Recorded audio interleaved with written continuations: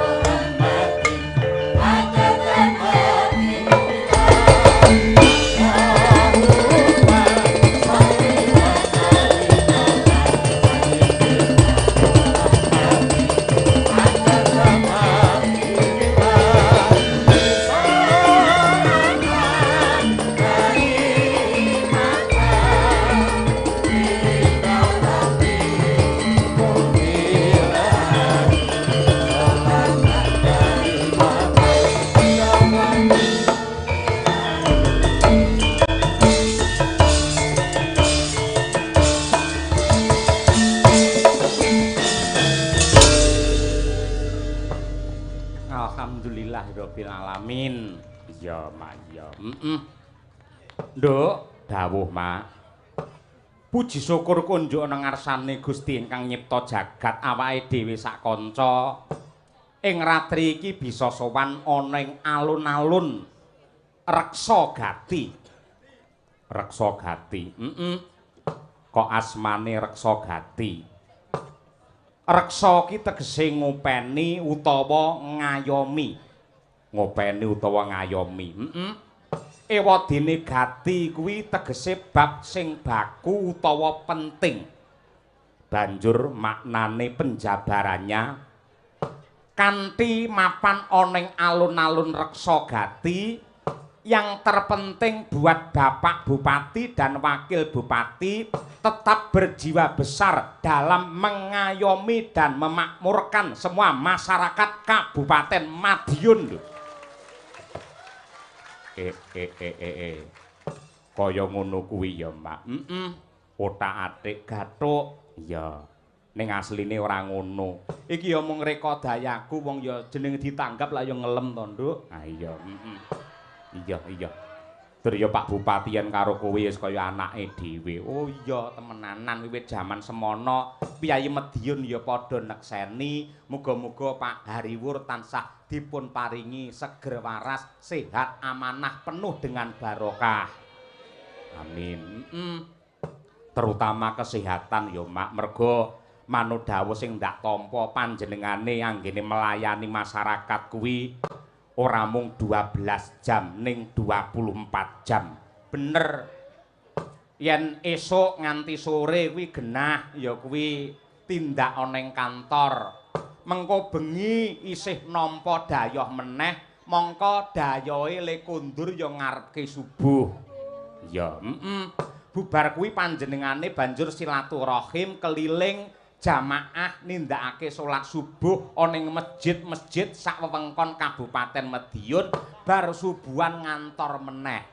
Kapan le istirahat, kapan anggene sare. Mula awake dhewe mung iso ndongake muga-muga Pak Bupati dipun paringi kiat sepanjang masa. Amin ya rabbal alamin. Iya, bener Mak, bener. Hari jadi Kabupaten Madiun yang ke-458.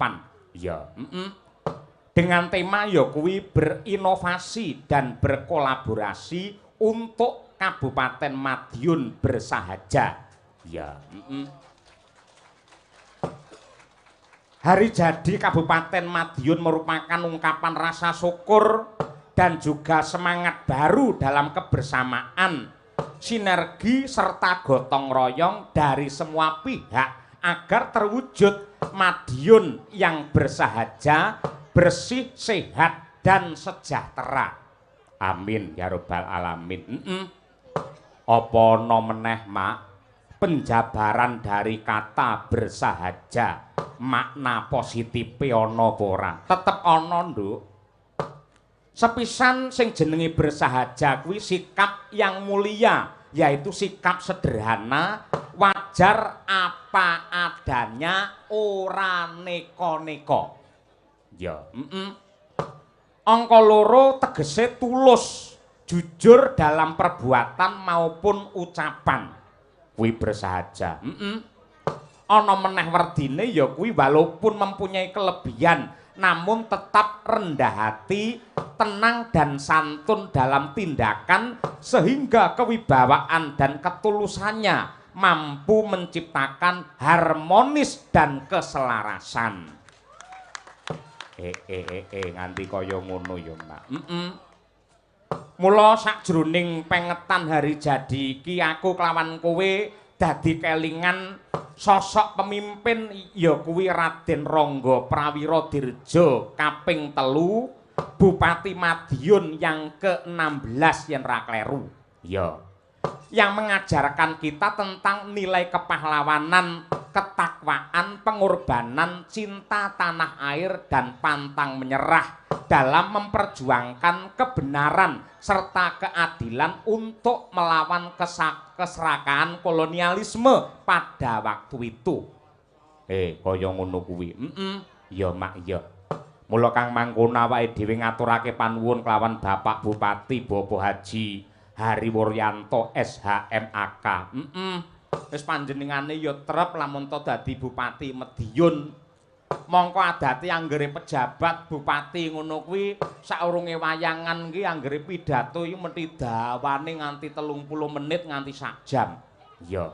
Ning panjenengane cekak aos sing tegese pancen Bapak Hariwur tanggap karo kahanan lan uga keresane warga masyarakat. Yang dibutuhkan pemimpin di era sekarang bukan pemimpin yang menyebar janji, bukan pemimpin yang banyak kata-kata mutiara, namun bagaimana untuk mengayomi masyarakat apa adanya tanpa adanya sumpah dan janji yang tanpa bukti.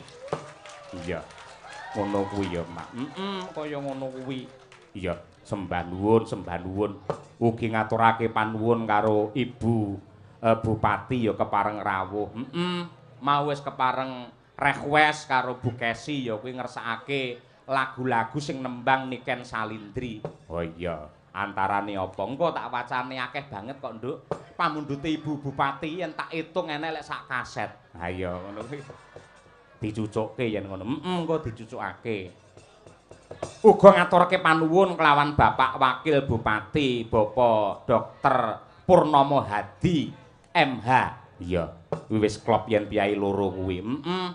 Yen bab religi lan uga kebijaksanaan kuwi Pak Hariwur, yen bab kesehatan ya karo panjenengane Pak Purnomo Hadi. Sing jenenge dokter ya mesti kesehatan nomor 1. Mula yen kowe ngrokok aja resah, aja bingung yen lara. Contone Pak Dokter Purnomo Hadi wae ngrokok ora leren-leren. Ayo. Dadi yen ana dalang ngrokok terus, kuwi ya dalang ngrokok ora menjaga kesehatan. Kuwi lho contone Pak Wakil Bupati ya sehat walafiat ngono. Dadi bojoku ben ora nesu ngono lho. Ayo. Jung ngrokok Pak, paru-paru. Ya tak sauri, lek pancen ngerokoki leloro mesti paru-paru. Nek lek ora ngerokok leloro malah rupa-rupa warnanya ngono lho. Iya. Gaul yen Pak Wabub, gaul temenanan, nyanyi apa-apa apik kok, Nduk. Ha iya, yen ra percaya engko ben nembang apa kuwi jenenge Lintang Asmara apa-apa niku jos temenanan. Iya. Mau nakokke, enggak ada musiknya, enggak ada organ Pak Dalang, mboten gadah hal ngono. Mergo kula niku dalang sing melarat, gadah kula ingin namung gamelan, Pak. Ha iya. Wah, iya ora apa-apa ning gamelan ya iso digarap piye-piye. Gamelan ki nggih ngiringi klasik ya iso, nggih ngiringi qasidah ya iso, nggih ngiringi rock and roll ya iso, dangdut ya iso. Aja kok qasidah, aja kok rock and roll. Nggih ngiringi wong mendeme apik kok, Nduk. Ha iya. Ah ya ngono kuwi. Iya. Ya matur nuwun lan sungkem pangabekti kagem Mbah Tarom Bupati Sepuh ing Madiun. Nggih, sembah nuwun Mbah Tarom, bekti kula katur mugi tansah pinaringan sehat walafiat. Ugi Mbah Iswanto kuwi ya Mbah Bub Sepuh. Iya. Bapak Dan Lanut Iswahyudi. Asmane Bapak Marsma Muhtadi Anjar Legowo. Apal karo asmane? Hafal. Wis muga-muga panjenengane jare kepareng mirsani wayang engko kena nggih tolok ukur yen pancen cocok, yen pancen karnan penggalihe engko ya lanut ya arepe wayangan. Ha iya ngono. Tak umumne pisan yen nganti kono ra wayangan lak ya isin to nggondakan ae. Sungkem kula Pak Dan Lanut. Ugi dumateng Bapak Komandan Korem, Bapak Ketua DPRD Kabupaten Madiun, Bapak Wakapolres, Bapak Dandim, Ketua Umum PSHT Pusat Kang Mas Murjoko, Kang Mas Dirman, ya Pak Mujono wi Wakil Ketua DPRD. Lan ugi kadang-kadang kula adik-adik kula anak-anak kula saking paguyuban Sinden Muda Madiun Retno Purabaya sing wis nindakake panembrama sore mau sangat hebat luar biasa generasi ampuh untuk Kabupaten Madiun. Iya, elok temenanan. Terus saiki piye? Saiki ngene, Nduk. Minangka salam pambuka niken ben nembang dhisik. Ha ya, bar kuwi lagi engko Cak Komet dan kawan-kawan. Sing dikersake karo Pak utawa Ibu Wakil Bupati apa? Sik tak golekane ning kene. Lah iki lho. Ibu Bupati karo Bu Wakil ngersakake siji Negara Angin. Tembang kangen sabar karo Dinok. Wah iya, kuwi dipinangkani sik karo niken. Apa sik, Ken? Dinok luwih dhisik, debdo kaya apa. Ya, dasare sing nembang niken yen nembang Dinok ki ya pas mergo bocahe lemu, gedhe terus ya mlenok. Ah ya, juga kaya apa. Monggo diaturake salam pambuka Dinok oleh Niken Salindri Kediri punya. Dados.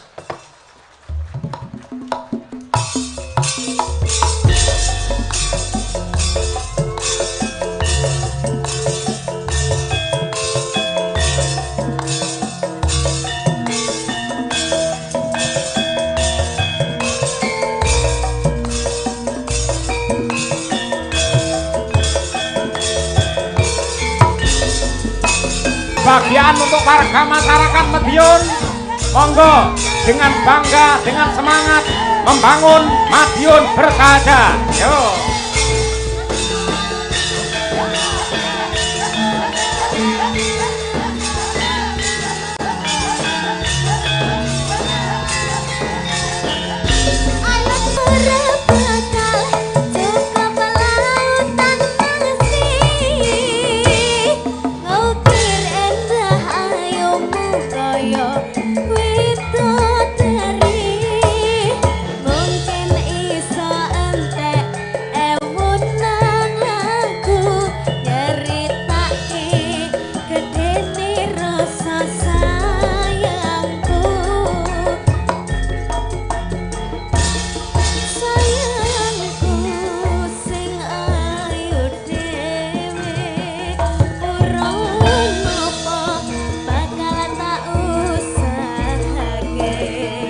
ibarate saisi bumi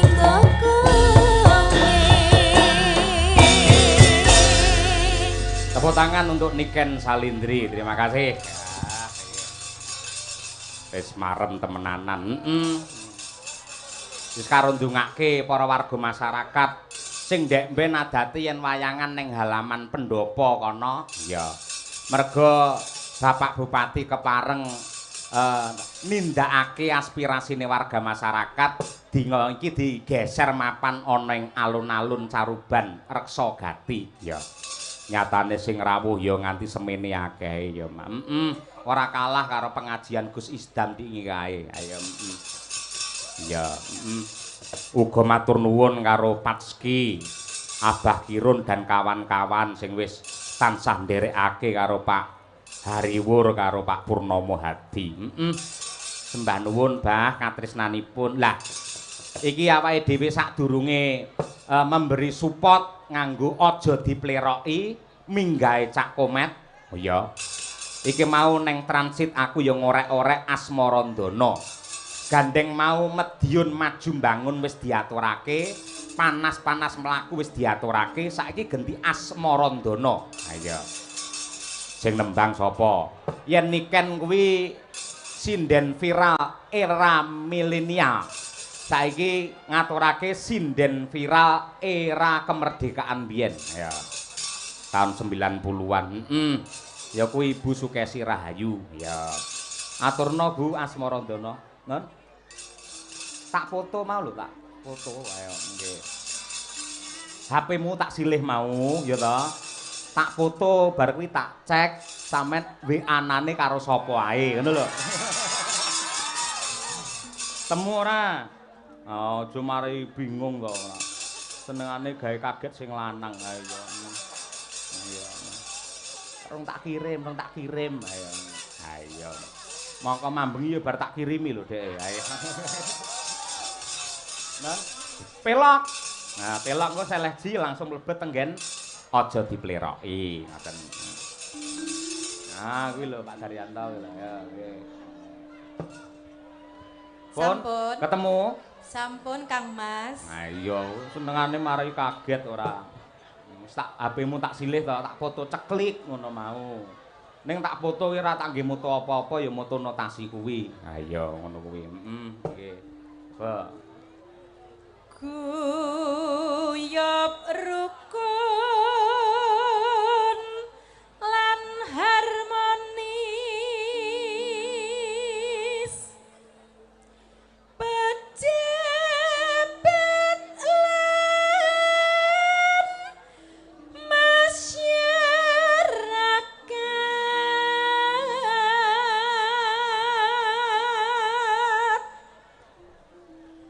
linambaran gotong royong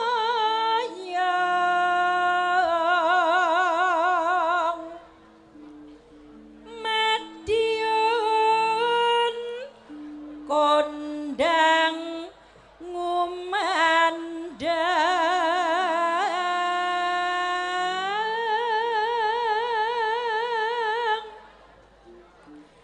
semboyan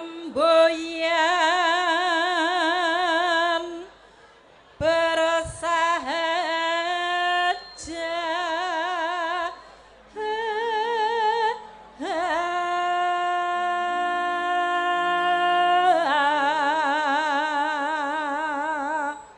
Semboyan bersahaja.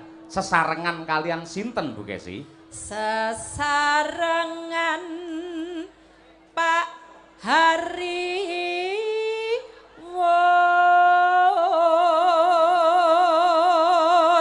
Yo, masuk aja dipleroki. bersih sehat Bersih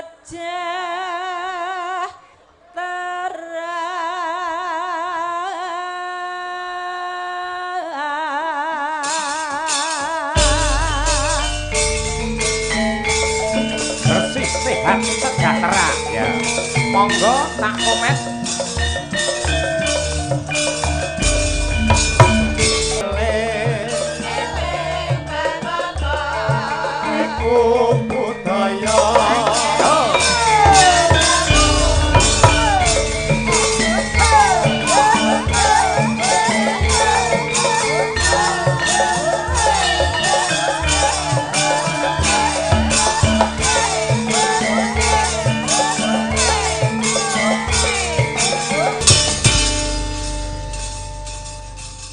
Sugeng dalu Cak Slindro. Sugeng dalu, selamat malam Mbak Cangik, Mbak Limbo. Alhamdulillah sehat nggih. Alhamdulillah pikantuk pangestu panjenengan keluarga sami sehat seger waras. Syukur, syukur menawi kadang. Suwe ora jamu sepisan godhonge klopo. Terus? Suwe ora tau ketemu, dalu punika saged panggih kalian Mas Cahyo. Alhamdulillah. Luar biasa pada malam hari ini nggih Mas Cahyo. Pripun? Wah niki hari jadi Kabupaten Madiun pun kula damelke pantun, Pak. Syukur. Nggih, kagem warga masyarakat Madiun tuku timun dinggo lalapan, buah semangka belinya di Jakarta. Cakep. Selamat hari jadi Kabupaten Madiun yang 458. Semoga jaya sepanjang masa. Amin ya rabbal alamin. Kula iki nek kalih Piyai Madiun wis kaya omah kula dhewe Mas Yoyo. Kok saged? Lah kula niki asli bapak kula Piyai mriki kok. Pundi? Niku Mbah Tarom. Oh nggih. Bapak Bupati Sepuh, salam takdim sungkem kagem kula panjenenganipun Pak Bupati so Bapak Wakil Bupati. Inggih. Mas Yoyo sembah nuwun sedaya punggawa praja ingkang sami rawuh ing dalu punika. Nggih. Kanthi ajitara tasyakuran hari jadi Kabupaten Madiun. Nggih. Wonten malih? Nggih. Parikan Pun. pantun. Lah nek jenengan pantun mboten sampun to kala wau? Sampun. Nah nggih wong jenengan kalih kula kaya adik kakak kok Mas. Kula sampun jenengan sampun. Sampun. Gentos nika. Napane? Loh. Kok napane ya parian? Enggak. Aku ora parian, aku ngejak kowe kok sisik getun tak rasane iki. Loh. Lah nyapa getun? Lah paling gak ya aku sik sing ngomong.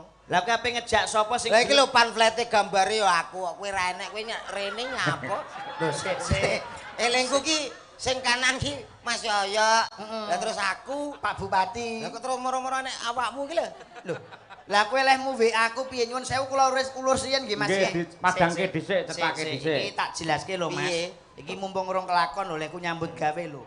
Kowe lehmu WA aku piye? Lah yo aku takon to tanggal 24. Dulu tanggal 24 Juli bengi kowe prei. Sapa ngomong? Lah WA-mu piye? Tanggal 24 nang Madiun wayangan aku ora kabar-kabar.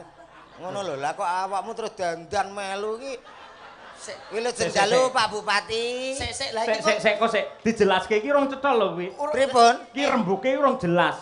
Lah kula lak ngabari nek teng mriki enten hari jadi. Ah sik, kuwi. Enten wayangan. sing asta. Lah sing asta Mas Cahyo. Yo. Lah. Lah kowe yo ngabari awakmu tok. Lah kok awakmu terus dandan rene. Lho.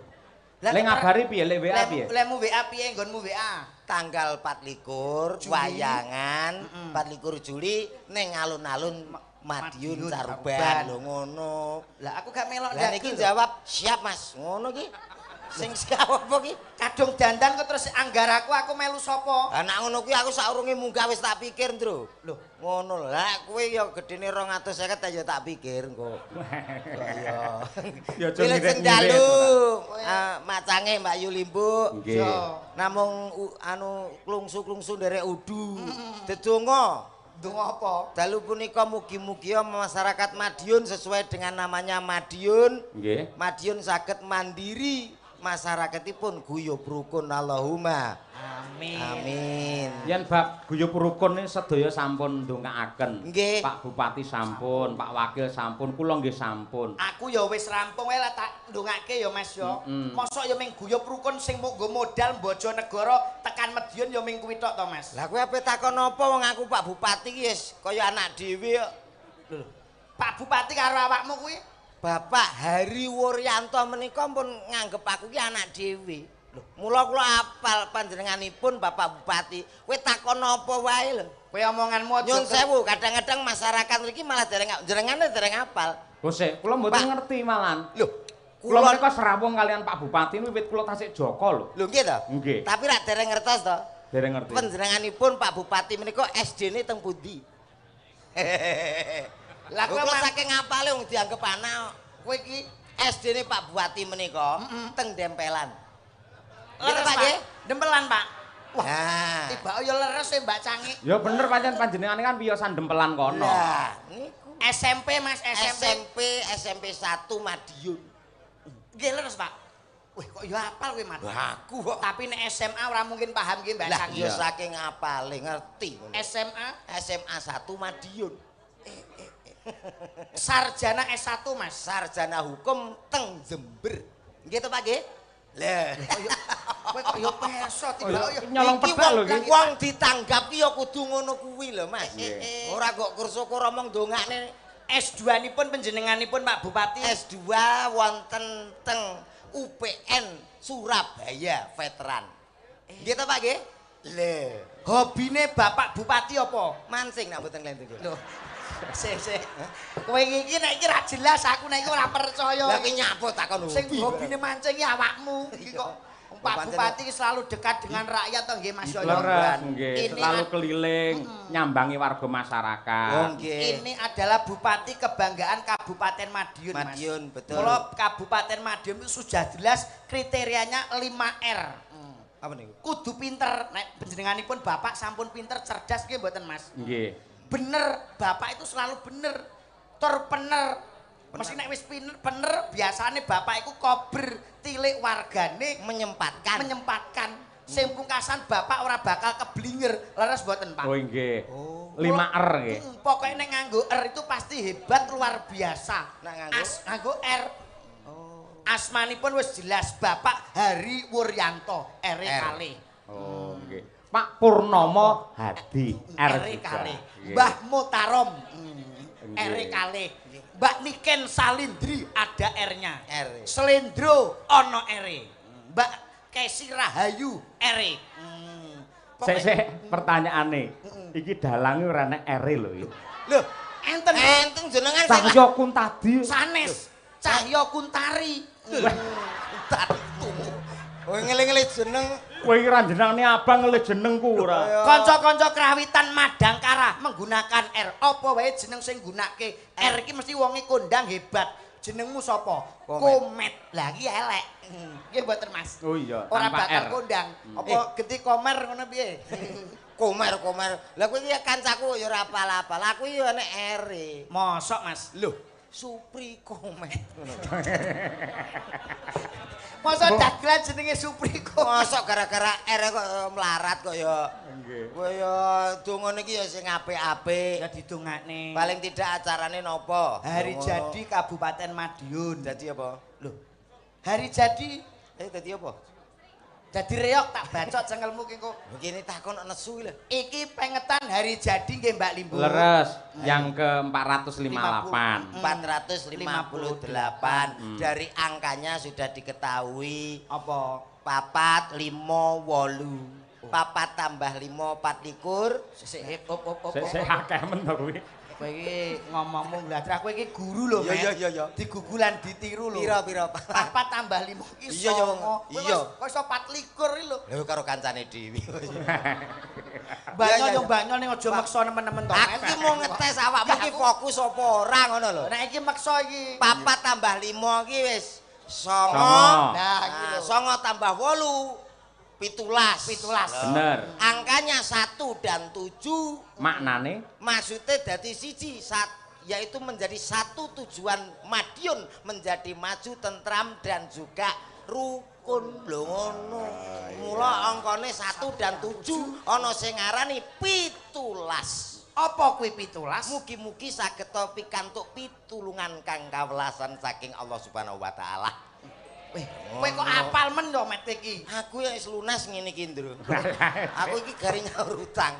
aja marang dhisik. 17 lak basa Jawa. Nggih. Basa Indonesia 17. 17. Hal iki niku tujuannya jelas. Oh, iya. Sik. Iya. Kan bahasa Inggrisnya 17 iki piro? 17. 17. Ayo. 17. 17 ini kan Inggris, Pak. Lah iya bener kuwi Inggris. 7 Apa kuwi? pitu tuh. Loh, harus apa ki iso buka kudu iso gulung to Mas Nggih, nggih. 7 menika. Lho, ya kudu iso. Lah mau jere abahe ngontek-entekane ya sepenti kuwi kok. Mula aku ketikane abahe ngoten to. Heeh. Mula aku awakmu kok ngarep sik ndro aku. Iya. Aku gak patek lek ambek wonge aku. Sik wong pelawak karo dalang ki harus ada komunikasi. Dalang umum ki dalang ra umum. Lho, kok dalang ra umum piye to, Mas? Aku mau munggah karo wayangane Pak Eyok iki rasane koyo piye lho. Lho nyapa? Ya ora apa-apa jane wonge ganteng ning hawane wis beda to. Jenenge Beda piye? Bedamu piye? Bedamu nggon ndi? Bedanya itu tidak bisa dijelaskan dengan kata-kata, hanya bisa yang merasakan adalah aku dan juga Allah Subhanahu wa taala. Waduh niki jenenge pelawak yang tidak berinovasi yo ngeten niki. Inovasi piye? Tidak mempunyai skill dan SDM-mu rendah. Lah, Seorang pelawak naik penuh dengan persiapan, turun dengan penghormatan. Dalang ki wae dagelan ki nek ora nderekke Mas Yoyo ki paling penak lho Mas. Piye? Lho, kowe arep melu sapa? Wayangan melu sapa kowe? Lho, lah bengi iki. Lho. Lah nek ora enek Mas Yoyo panjenenganipun sing ngasta. Ora enek wayang, ora enek dalange. Lho, lah bengi iki mau anggap kene tok sing wayangan. Lah ngendi? Duka. Lho, Sik to. tak kira kok lek job nganti double, balekke ngendi ngono. Kowe iki aja nyepelekke dalang ya, Mas. Nyapa? Dalang ki tanggung jawab abot, tanggung jawab berat. Lah, Cara terangno. numpak bis iki nyuwun sewu lho Mas Komet. Cara numpak kendaraan bis panjenenganipun iki kaya supir kanca-kanca yoga awake dhewe iki penumpange ana minggo elek apike kuwi gumantung dalang. Aku berarti Penumpang. yoga-yoga. Iki padha karo penumpang. Sinden. Penumpang. Penting di. Penting sopire. Yo ora yo penting penumpang. Kok iso? Lah nek supir nek kendaraan nek penumpang hasilnya kok ndi? Ayo apa nyupir ngalor ngidul nek penumpang ngono. Oh, Terangno penting. ndro piye kuwi karepe kuwi. Penting iya lho penumpang. Mulane kanca yo mbok pegat ki apa. Sik omong angel ora karuan iki yo. Anane tak pegat iki modho. Golek sing murah. Layangan kok sing gelem Omongan. bakalimu aku tok ya ora. Iya. Maksudnya iki ngene ya Mas. Nyapa? Nyuwun sewu tanggung jawabe seorang dalang itu berat. Mas. Ngerti. Kudu iso nguripke pagelaran. Kok kowe nyepelekke dalang aku sing ora nrimake. Dalang abot. Abot. Lah kowe apa tau ngerti dalang teko kok nggo debok dhewe. Dalang enteng gari teko terus oh ngono tek ya. Sik, rene Met, rene sik. Ah, megah. Aku gak Rene. melu ki. Wis, Kowe- wis mati uripem bengi ki kowe. Lah, Wis aku tau Kowe- didoni dalang Kowe kok nyepelekke dalang. Pripun? Nek pancen debok iki dalang endi to sing nggawa dhewe ngangkat dhewe lak ora ana.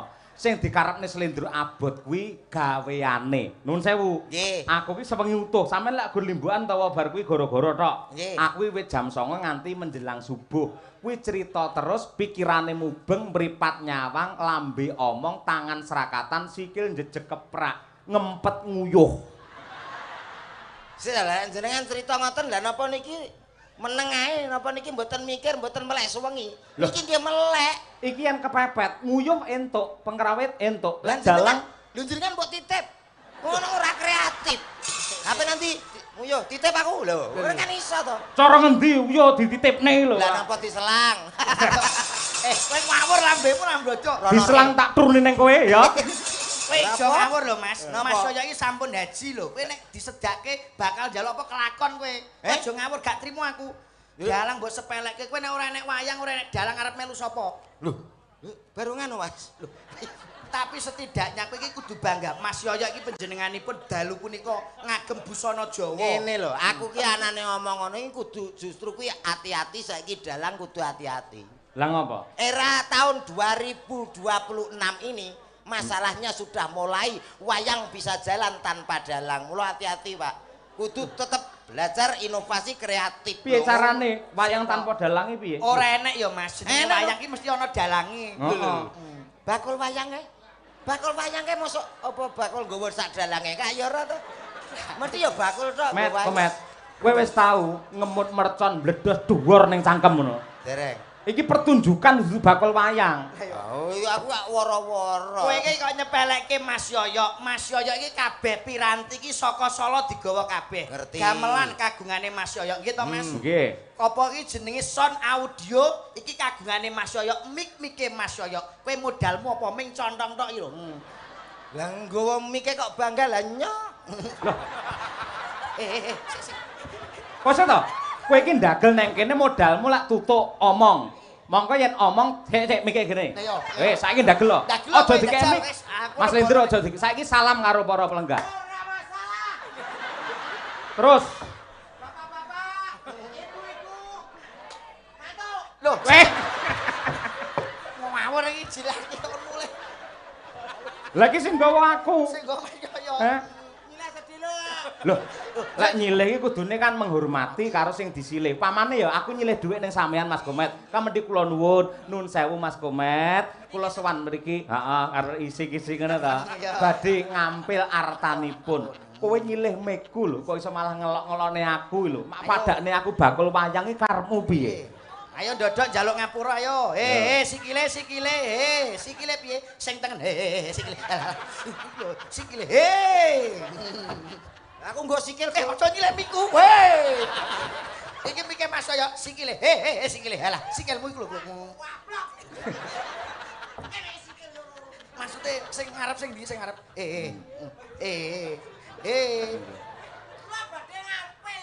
Kurang mendak. Mendak lah. Mendak. Kurang mendak. Mendak meneh. Nah. Oh, kurang sopan mendak meneh. Iya.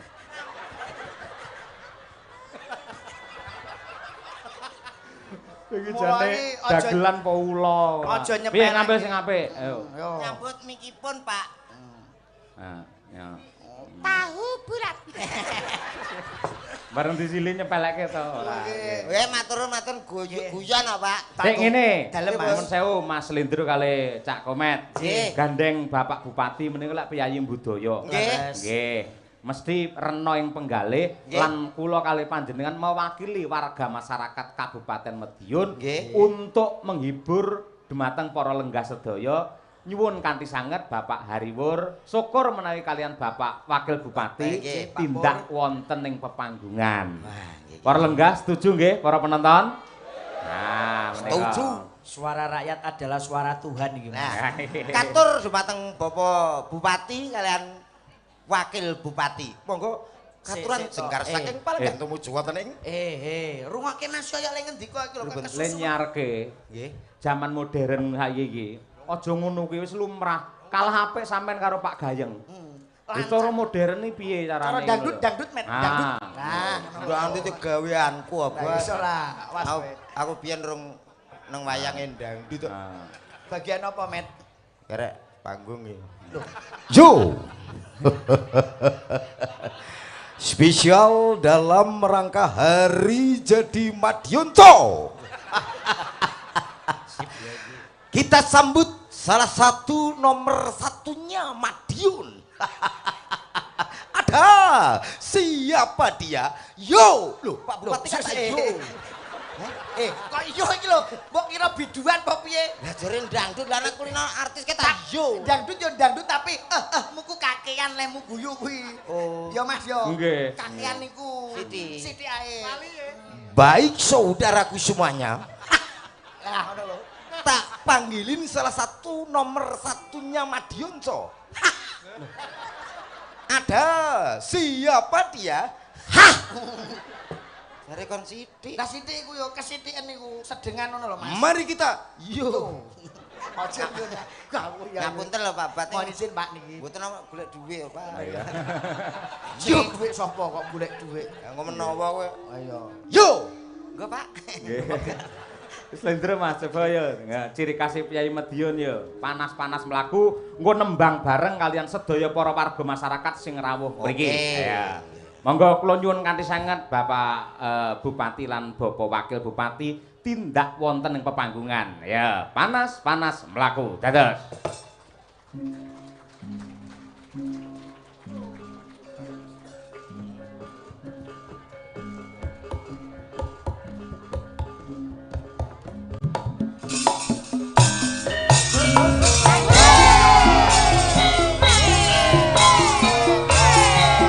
Monggo Bapak Hariwur, Bapak Purnama Hadi.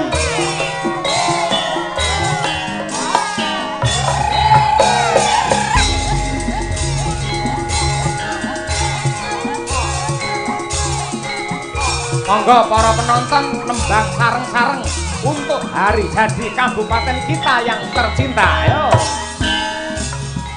Monggo Bapak Ibu. Panas-panas laku orang payu sandale diseret lamaane mengko Surabaya geger musimen Madiun Jakarta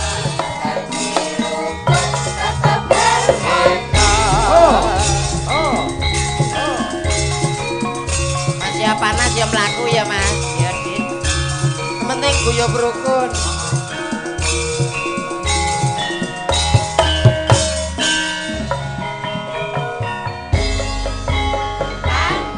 panas laku ora gowo payung sandale diseret lamaane mlebu Surabaya geger fungsi ning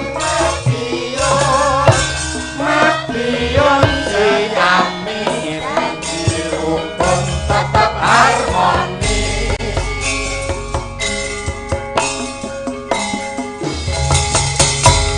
Madiun Ciamis janji rukun tetep tetap harmonis.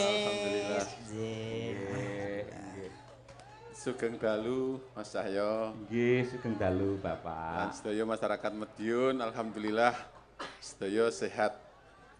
Amin. Niki keleresan hari jadi Kabupaten Madiun yang ke-458 dalam kalian Pak Wakil Bupati. Siap, Pak.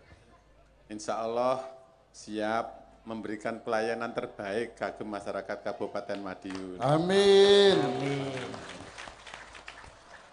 Pramila dalu menika monggo kita sareng-sareng nderek mangayu bagya anggenipun pringgitan wonten ing alun-alun mugi sedaya masyarakat Kabupaten Madiun tetep guyub rukun ngaten nggih ya. Amin. Amin. Amin. Nggih. Niki kersanipun Pak Wakil Bupati ingkang nembang nggih. Nggih. Napa jenengan nggih nembe Pak Wakil Bupati? Pak Bupati badhe nembang negara angin. Lho kok Nggih, sios Pak. caping gunung Bapak biasanya. Oh, capek. Nggih. Lah Bapak Bupati mboten anu nyekar rumiyin Bapak Babuk nderek keparengipun kados pundi? Oh nggih. Nggih. Umpama sliramu sekar melati aku kumbang idam sari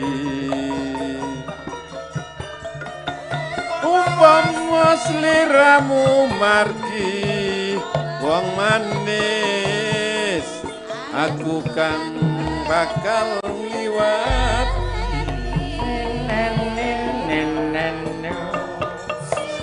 Sene tangi luku semono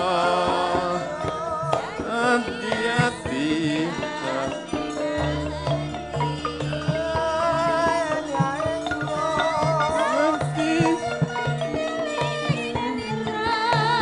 rinoso karo rasaning driya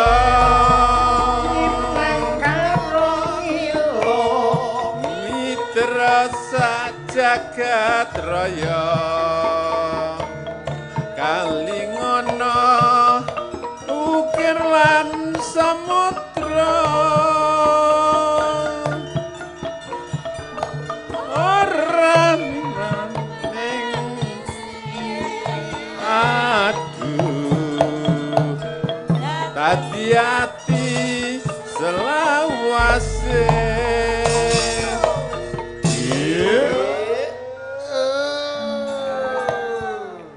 Idam Sari. luar Niki- biasa. Adate menika caping gunung lho, kaya pembaruan lho. Gantos menika. Niki nganu, napa niku gending ingkang napa filosofipun kesetiaan. Idam Sari menika nggih, Pak. Nggih. Oh nggih, nggih, nggih. Dalem suwun mugi-mugi masyarakat Kabupaten Madiun tetap setia kalih kabupatenipun. Amin ya rabbal alamin. Priyantun niku nek pun setia napa-napa dipun sukaaken ngoten. Leres Pak Bupati niku. Pas. Terus insyaallah kagem kebaikan Kabupaten Madiun, masyarakat Kabupaten Madiun insyaallah tetap gotong royong bangun Kabupaten Madiun. Amin. Matur suwun. Kita luar biasa. Yai budaya nggih. Lho Nduk, kasembatan to Nduk niken sowan ning hari jadi sampean. Alhamdulillah matur sembah nuwun kagem Kang Mas Hariwur kalian. Lho kok Kang Mas iki Bapak. Piye to, Bu? Nggih leres Pak, leres nggih, leres nggih. Bapak iki. Kalian Pak Pak Pur. Wakil. Adik Pak Kang Wakil Mas. Bupati. Bapak Bapak Purnomo. Purnomo enek lagune. Piye sing lagune? Purnomo pedet Eh. Oh, Piye to kae? Kae beda kae Lamongan. kae tukang nambani ya padha karo bapak iki. Iya. Oh, Pak Beliau itu juga baik. Baik. Nambani kayak sampean-sampean Kowe kuwi. iki. Pak Pur ya padha wae, bapak iki ya nambani. Nambani kan- Nambani para masyarakat yang ada di Madiun dan sekitarnya. Nambani kaya sapa? Sampean-sampean kuwi. Lah kok rumah ya? Loh, Pak Pur sing Lamongan kae kan Sampean-sampean kuwi berarti sampean ora mek sitok berarti. Sampean. Lho, Bodo kendengi lho. makasih. Sama-sama. Lagi wah. Dan niki kagem Kang Mas Murjoko sampun rawuh. Inggih, wis Nggih. sonten no. Nggih. Matur sembah nuwun sanget sampun dugi dateng mriki mirsani acara malam hari ini di acara hari jadi Kabupaten Madiun yang ke 458. 458. Nggih, alhamdulillah mugi-mugi Kabupaten Madiun tansah pinaringan guyub rukun. Amin. Lestari. Amin. Terus apa malih nggih, Pak? Ya Diberkahan dening Gusti Allah. Amin. Petanine muga-muga tandurane dadi tikuse ndang minggat. Minggat.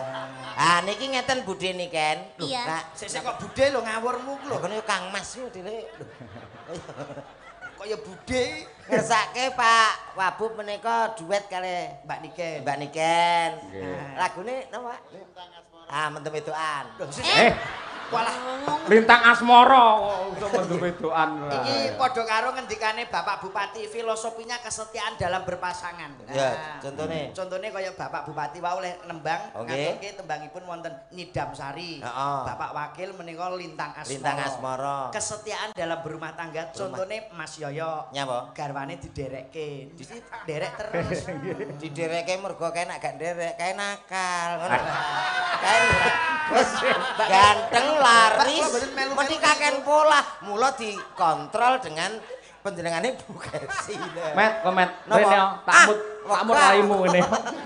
Oh, Ngene lho, sing dikersake Nyidam Sari malah tentang kesetiaan. Kesetiaan. Lintang Asmara juga sama. Lintang itu lah bintang. Bintang ini kiblat penentu. Iya. Kiblat lan go keindahan di malam hari. Asmara adalah cinta. Iya. Artinya beliau berdua, Pak Bupati dan Wakil Bupati, menjadi kiblat keindahan Kabupaten Madiun yang tercinta. niku pun positif nak Pak Bupati karo Pak Wakil Bupati. Berpasangan yang wong niki wau sing dibuka jenengan kok. Hah? Lah nyapa kok setia buka muga sing anu sing garwanipun nderekke terus.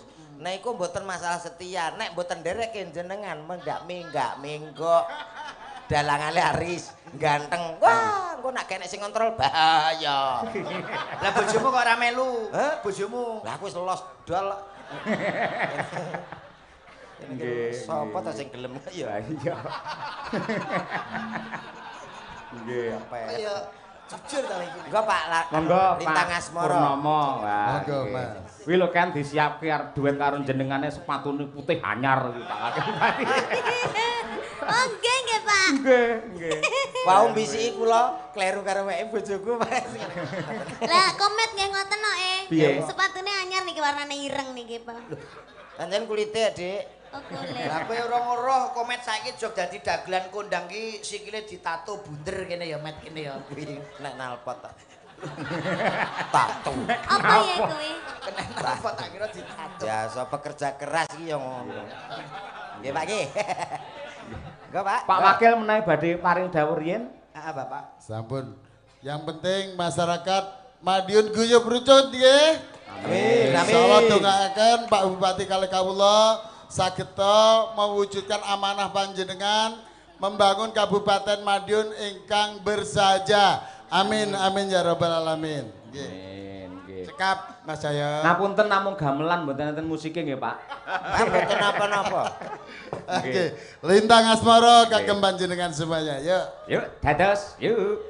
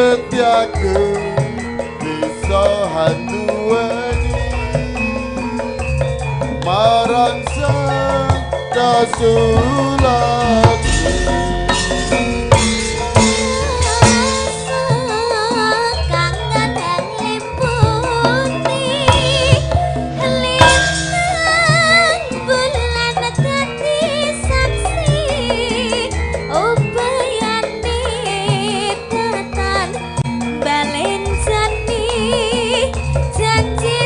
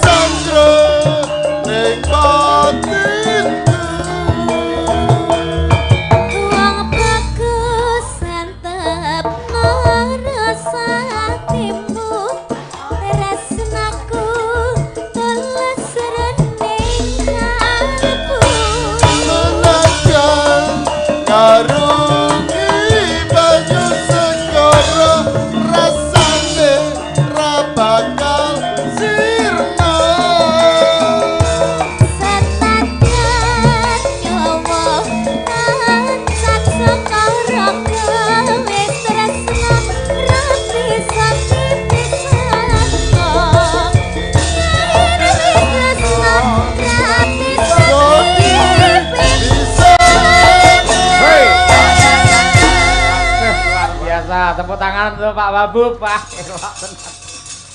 Nggih. Kasmanten. Nggih, sembah nuwun Bapak Bupati. Nggih. Nggih, matur sembah nuwun Kang Mas.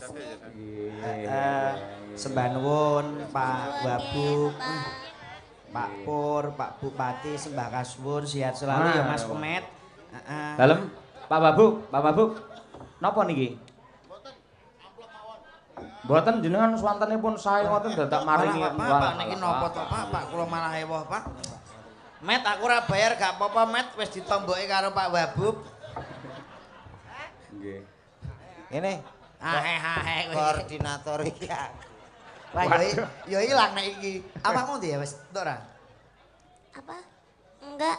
Enggak. Lho kok enggak itu gimana sih? Masalah iki aku lagi bangun mau sholat lah nak menawa awakmu ape sedekah. Sik. Jalan. Kok sik to? Pripun? Iki mong sing nembang sinten? Pak Pak Wabu. Pur, Karo? Kali Mbak Niken. Ah, sing maringi arta sinten? Pak Wakil Bupati. Pak Wakil gandeng Pak Wakil nembangi karo Niken iki apike amplope nggih Niken apa nggih sampean? Tadi Pak Wakil bilang gini, Pak. Pripun? Kalau nanti ini didum ya, tapi yang di bahasa Inggris kok apa sih saya kok didum lho. Dibagi.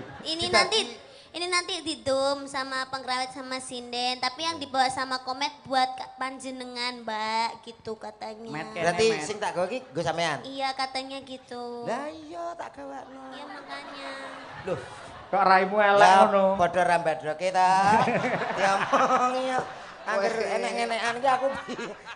Selamat malam, Dik. Sik to, ora entuk akhire sampean. Mboten. Nyanyi ora. Nah, iki Mas Yoyo lho jelas. Nyanyi. Sabar, Met. Saestu. Tulung gandeng bendarane Bu Kesi, tulung kekno Bu Kesi. Oh, gitu. Ora apa-apa, Met. Innallaha ma'asobirin, wong sabar kuwi. Kekasih Gusti. Tapi Innallaha kasihan. ma'asobirin, wong sabar kuwi. Sesuk ya ditak-itak kancane kok ya. Tapi kasihan kamu tadi nggak dapet. Nggak sama sekali. Ndak sama sekali. Ya ini ada 2 sih. Ya berarti sampean satu, saya satu. Enggak. Lalu. Kamu itu bilang sendiri, minta sendiri. Gak, aku ning kene Ojo, aku sini masuk njaluk dhewe. Iki tenang, iki malah iki nyoh. Kok kono neh. Ora. Ora jelas nek iku. Enak kan? Nah, iki. Dibuka sik, Matur dihitung suwun, aja kurang. Matur nuwun, Pak nggih. Ya, dibuka Suwun, sik. Met. Oh, Iki ndak nyuwun sewu. dadi fitnah. Ayo. Iki nek ora dalang sing idolane jenengan iki ora mungkin. Sabar, Met. Wis Nggih. jelas iki. Sembah nuwun. Kok aku separohe ndak apa-apa, Met. 150 gak apa-apa. Lah, ikhlas. 150 untukmu. Iki lho. Ora ana apa-apa. Piye? Lho, jenengan nak badhe buah napa? Maksudnya iseni. Iseni Mas Yoyo ya butuh ngono lho. Tak gawa, iya ta? Damet, Sapa? milih di kiri apa kanan? Oh, bedhekan, Met, bedhekan, Met. Nah. Sing nyekeli mik mbok aku ae timbang doko kono ya, Met. Ayo kok ngegron lho wi. Ngegron. Ngegron iku nyapa? Kok ngegron? Mosok ra kok ya. Ya wis kawakno. Ah, Slendro kene. Oh ya, kene. Iku enek bagiane dhewe. Oh ya, siap. Nah, Nah. milih. Wah, bedhekan. Kiri apa kanan? Kanan. Lah lucune ndi iki? Iki yang ngene.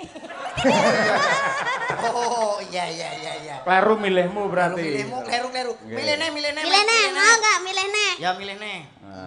Kananmu keliru kok.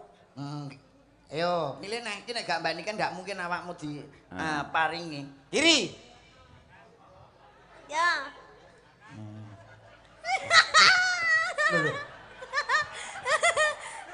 Piye? Jelas iku, Met. Iya. Ora ana apa-apane kok. Wis ora. Oh, sabar. Ora entuk apa-apa. Rene. Wis gah. Lek cerdas sampean pinter entuk 100. Rene, mesake mosok ora entuk dhewe, adoh dhewe Bojonegoro. Saiki jawabane wis 100 to? Jelas. Iya, Jawabane wis jelas. Nggih. Pokoknya angger sampean jawab kodhok entuk 100. Ngoten tok. Sing penting intine lak kita caosne jenengan. Oke. Entuk 100 men mun sewu jenengan ora meringkus raine, ngono lho. Ya ta. Oke, siap. Angger jawabane kodhok, Kodhok. tak wenehne jenengan. Oke. Kewan apa sing sok disuweke? Kodhok. Nah, ning kene sik ya. Aja dicukuk. Nah, pertanyaan kedua. Kewan apa sing suarane kung? Kodhok. Nah, kodhok. Sampeyan dhuwit karo kodhok milih ndi? Kodhok. Nah, ya wis. Met. Duit, Ding. Anakmu ya butuh mangan lho, Met. Lah kono kon Met, anakmu ya butuh mangan lho, Met. Lah kok wis bergandeng. Lah yo pas to, Salindri karo Salendro. Lah waduh. Salindri iki Salewang iki. Niku Saleho. Saleho. Salindri Saleho. Iki wis takdire karo Allah Taala, Met. Sing lanang yo dasare sing wedok yo ayu, sing lanang gagah dhuwur, Met. Oh, alah. Iya iso gagah dhuwur piye maksudnya? Kok sakmono kok gagah dhuwur. Jane iki gedene sak petelot. Aku iki rumangsaku dagelan paling iki rasane peleke nyuwun sewu Mas yo iki tak Mbak Niken mohon izin. Iya, Mas. Upama ning donya iki ora enek sapa-sapa eneke wong lanang ming loro tok Komet karo Slendro. Sing mbok pilih ndi? Kowe milih piye? Oh milih bunuh diri to Mbak Dede. Muni kan ngomong iso bunuh diri lho ora. Eneng pilihane gur ngene tok e. Kaya aluk mati ya. Lah nyapa mati wong pilihane ming loro lho, Met. Adam karo Hawa duwe gathukan, duwe gandengan. Wong ki mbok sing sadar, sakmene mbiyane masyarakat Madiun ki ra kok trimo nonton wayang ning pengen ngerti sapa rak raro to. Lho, pengen ngertos sinten, Bu? Krungu kowe. Slendron apa mboten? Lah kae sapa? Ayo ngono to. Kowe iki kesulakan Niken Salindri ki apik. Kok kene Salindri terus kowe. Lah tapi kan iki pasanganku wis rasi nggih Mas nggih. Aku sing ra pengertian ngono ki aku ya golekne. Aku tak golek dhewe aku. Ya golek dhewe kene. Oh iki jelas sinden madang geden. Sing Madang Kara. Oh ya biyen madang geden, Pak. Madang geden iki abahe iki madang geden. Madang Kara niki enten sinden favorit kula. Mosok niku. Tenan ora. Sek legan lulusan isi. Oh iya, dadi sing pas padha karo aku sejajar seimbang. Mari, Dek. Ini tak kenalke.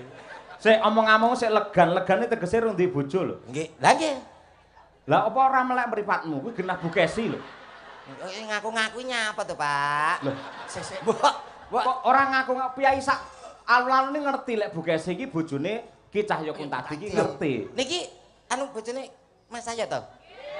Lah, Mas Yongge ya kudu profesional. Lho, di atas panggung semua milik umum. Lho.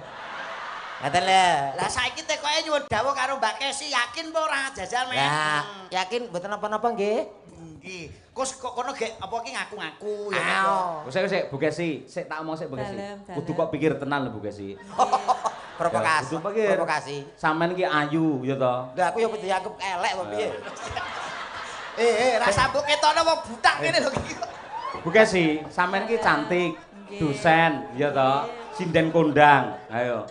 Mosok goreng entuk gemuk kaya ngono kan ora mungkin. Nah, nggih. Emoh aku. Gemuk iki penting lho, Pak. Ya apa? Lah nek gemuk iki rantai ya seret. Lho pancen bojomu gemuk kok. Lah ya lho, otak-otak. Monggo Ya coba Bu Kesi, Bu. Dalem. Mohon izin niki kalau mau Mas Komet kan ngomong lek jenengan niki calone Mas Komet apa leres? Ah mboten. Piye to ki? Aku ora ngomong ngono lho, Bro. Sing mbok pilih jare kowe golek sinden. Favoritku. Nek ngene-ngene iki tak ge apa? Waduh. Aku nek iki masuk. Berarti Mas Yoyo kira aku selirane padha. Padha apa nyuwun sewu lho Mas Yoyo. Kula iki nek tenggene Mas Komet niku isin, Pak. Napa? Nek kudune piyambake rak cilik kaya kula niki bojone paling enggak nggih awake rada cilik. Niki bojone niku awake niki bobote 130 kilo. Nek arep mlebu lawange miring, Pak niki. Aku iki mau ngono ya apa gelo belas. Loh, orang itu mempunyai kriteria. Lah kriteria favoritku ya wis ngono-ngono ku. Mbok ya dikon olahraga. Kaya Mbak niki awake tanggoku lagi 3 dina wae iki lho.